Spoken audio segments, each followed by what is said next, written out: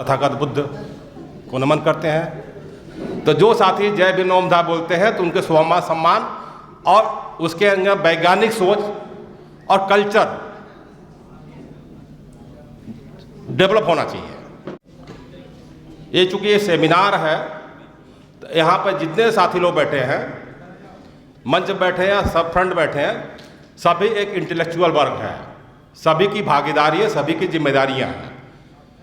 तो हम ये गोष्ठी टाइप विचार आपस आदान प्रदान करके हमें एक मिशन पे बढ़ने की उस कॉन्फ्रेंस का मतलब है कि उस पर आगे एक प्लान करें और उस पर आगे बढ़ें। साथियों, छत्रपति आरक्षण की जब बात है तो छत्रपति साहू जी महाराज से स्टार्ट होता है, वहां उनकी बात करना जरूरी है। कोल्हापुर के जो छत्रपति साहू जी महाराज जब राज सत्ता संभालते हैं मात्र 20 साल की उम्र में, तो सबसे पहला वो डिसीजन करते हैं कि उनका जो मंत्रिमंडल था, जो जिसमें मंत्रिमंडल ब्राह्मणों का 100% वर्चस्व था, जितने राजतंत्र थे पुरोहित और मंत्रिमंडल उनका वर्चस्व होता था, सबसे पहले उन्होंने भंग किया। क्योंकि मंत्रिमंडल क्या काम होता था कि राजा एक डमी होता था, मंत्रिमंडल जो था राजतंत्र का, ब्राह्मण तंत्र का था, उसके डिसीजन ही राजा मानने को बाध्य होता था। तो सबसे पहले उनका सामाजिक क्रांति थी कि उस मंत्रिमंडल को उन्होंने समाप्त किया और मंत्रिमंडल जो गठन किया उसमें सभी का भागीदारी सुनिश्चित किया। अपने राज दरबार में जो भी पद थे सभी में बहुजनों के हिस्सेदारी सुनिश्चित किया, यानी आरक्षण का प्रोविजन किया। 50% जो है सीटों का एससी ओबीसी माइनॉरिटी को उन्होंने प्रतिनिधित्व दिया और उसके बहुत चैलेंजेज हुए। अंग्रेजों के शासन को कोर्ट में भी मामले गए, लेकिन छत्रपति साहू जी ने अपनी बातों की स्ट्रांगली रखा और उसको इम्प्लीमेंट कराया। तो छत्रपति साहू जी का बहुत बड़ा योगदान है बहुजन अधिकार और स्वाभिमान और क्रांति के लिए।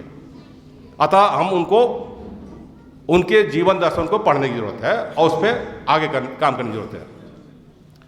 दूसरा, संवैधानिक रूप से संविधान सभा ने बाबा साहब के नेतृत्व में इस देश की जो बहुसंख्यक समाज था, जो शिक्षा यानी एजुकेशन और सामाजिक रूप से पिछड़ा था, उसको मुख्य धारा में जोड़ने के लिए, मेन स्ट्रीम में जोड़ने के लिए, उसका प्रतिनिधित्व सुनिश्चित करने के लिए नौकरियों और जो एजुकेशन में आरक्षण के प्रोविजन आर्टिकल 15 आर्टिकल 16 में किए गए हैं।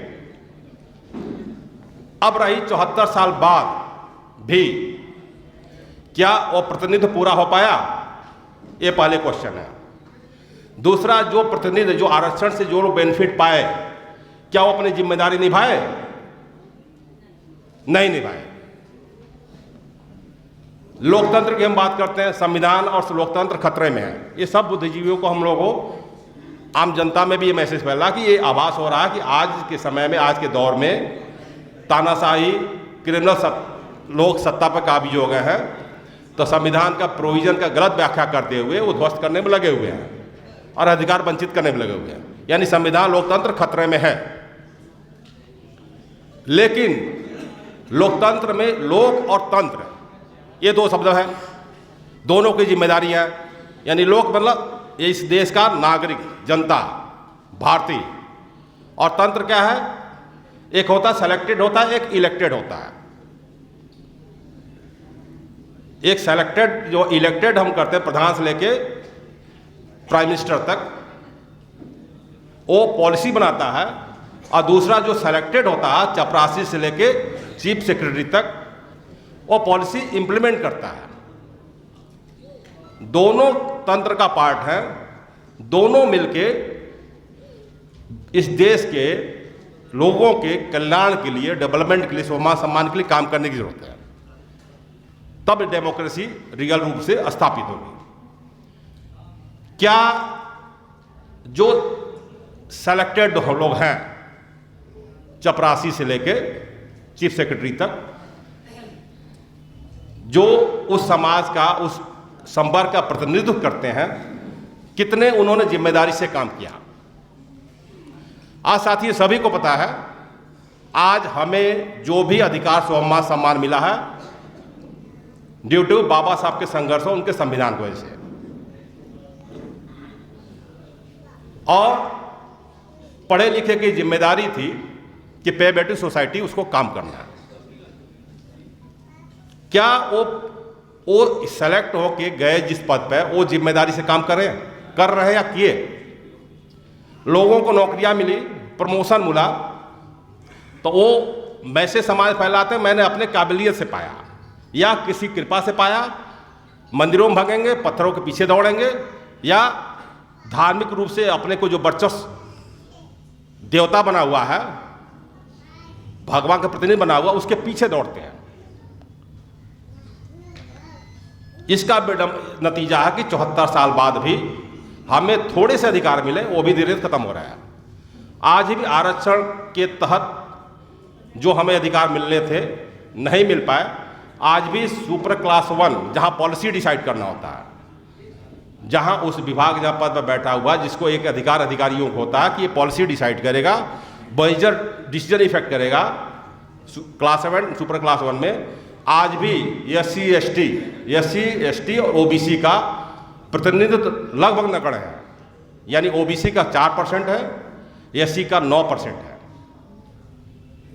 76% एक द्विज वर्ग जो है वो कब्जा करके रखा है। दूसरी, इस देश की जो फाइनेंशियल सेक्टर है, यानी इंडस्ट्रीज, मीडिया हाउसेज, फिल्म दुनिया सेक्टर, जहां इस देश का 80-90% पैसा है, आज भी वहां 2 वर्ग यानी ब्राह्मण और बनियाओं का 100% कब्जा है।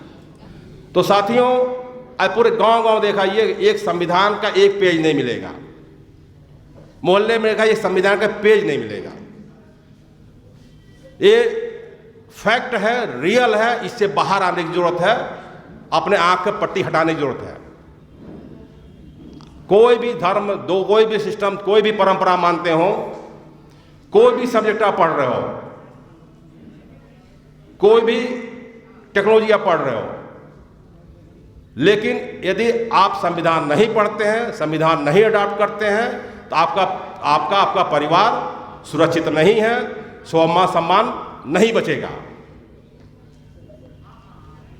यदि आप साइंस नहीं पढ़ते हैं तब भी आपको कोई दिक्कत नहीं होगी। यदि आर्ट नहीं पढ़ते तब भी कोई दिक्कत नहीं, कोई इंजीनियरिंग नहीं पढ़ते तब भी कोई दिक्कत आपके बच्चों को नहीं होगा।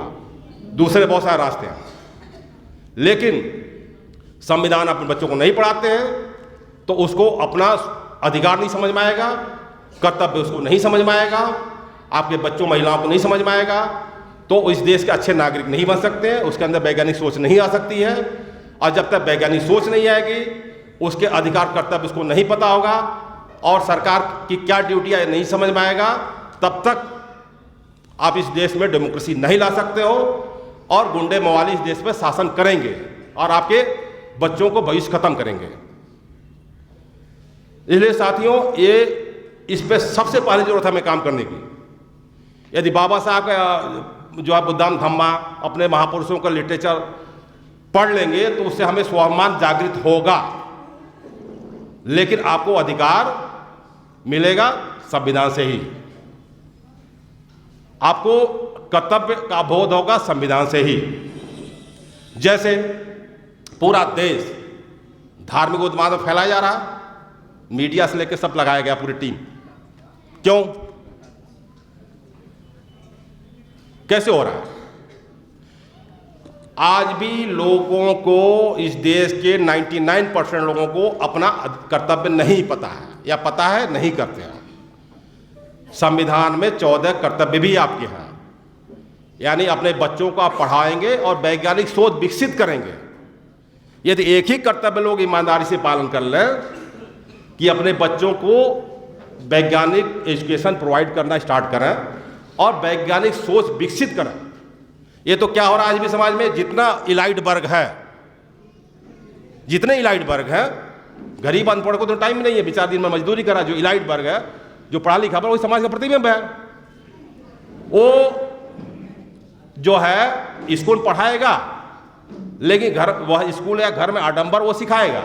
माता सुबह घर घंटे बजाएंगे, बच्चों को ही सिखाएंगे और कहेंगे हमारा बच्चा संस्कारिक नहीं बन रहा, यानी उसको संस्कारिक नहीं बन, जो समाज में जब गलत डायरेक्शन में जाकर कहेंगे संस्कारिक नहीं पाया। आप बचपन से अपने बच्चों में आडंबर पढ़ा रहे हो, सिखा रहे हो, समाज में आडंबर बढ़ा रहे हो, तो कैसे सरकार से आप कहोगे कि वो आपको रोक देगा? धार्मिक उपासना का एजेंट संविधान ने दिया, लेकिन आर्टिकल 13 में आडंबर परंपरा को शून्य घोषित किया है। तो यानी जो उस पर बढ़ावा दे रहा है वो संविधान के अगेंस्ट काम कर रहा है। तो आप अपने परिवार में पहले कल्चर डेवलप करो, तो एक दो चीज भी आप ईमानदारी से काम करेंगे तो बहुत सी समस्या समाधान होगा। अब चूंकि समय काफ़ी है, हो गया, और सब्जेक्ट बहुत बृहद है, बहुत इम्पॉर्टेंट है, तो अपनी बातें कंक्लूड करते हुए यही हम आशा विश्वास करते हैं कि ये गोष्ठी पर हम एक सार्थक जो है इसका रिजल्ट ला के अपनी जिम्मेदारी से पर काम करें। एक बात और करेंगे, हमारे महापुरुषों ने परिस्थिति के हिसाब से समाज को जागृत के लिए आह्वान किया, लेकिन वो हमेशा वही प्रैक्टिकल पर हमेशा हर समय सिचुएशन पर वही सही नहीं है। जैसे बाबा साहब ने 1956 में कहा कि पढ़े लिखे लोगों ने धोखा दिया, तो बहुत सारा रटी राटी बात होती है, लेकिन आज जो मिशन चला ये भी फैक्ट है, पढ़े लिखे लोगों ने नहीं किया, बढ़ा रहे हैं। दूसरी, मानवर साहब ने जो पॉलिटिकल पार्टी बनाए तो लोगों को वोट की जागरूकता के लिए उन्होंने कहा कि हर समस्या का समाधान मास्टर साहब ही सत्ता में है। लेकिन हुआ क्या, आगे बुद्धिजीवी लोगों ने उसी को रटे रटाए हो गए और हम सभी लोगों ने अपनी सब समस्या का समाधान नेताओं को भरोसे छोड़ दिया, नेताओं को पीछे स्टार्ट कर दिया, और सेलेक्टेड जो व्यक्ति है इलेक्टेड व्यक्ति के पीछे दौड़ना स्टार्ट किया। जबकि तंत्र का दोनों पार्ट है। बाबा साहब ये कहीं नहीं आह्वान किए कि हर समस्या का यानी पई व्यक्ति सोसाइटी जो है नेताओं का काम है, ये कहीं नहीं गए। बाबा साहब ने कहा कि जिस समाज में 10 इंजीनियर 10 डॉक्टर होकर बोला जाएंगे उस समाज को कोई क्वेश्चन उठा नहीं सकता, आंख उठा नहीं सकता।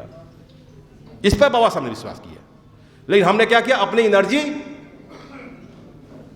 खुद अपने एनर्जी को यूज करना नहीं जाने और दूसरे के भरोसे बैठे रह गए और नेताओं के पीछे दौड़ना स्टार्ट किए और नेता हमें यूज करना स्टार्ट किए। तो साथ ही अपनी शक्ति पहचानिए। संवैधानिक पद पर एक चपरासी भी होता था, ये प्रधान भी होता है, एक इंजीनियर भी होता है, एक डॉक्टर भी होता है। तो जिस संविधान की प्रोविजन जिसको जहां भी मौका है उसको जिम्मेदारी से अपने दायित्वों को निर्वहन करना है और अपने संवैधानिक पद के हिसाब से समाज के हित के लिए काम करना है।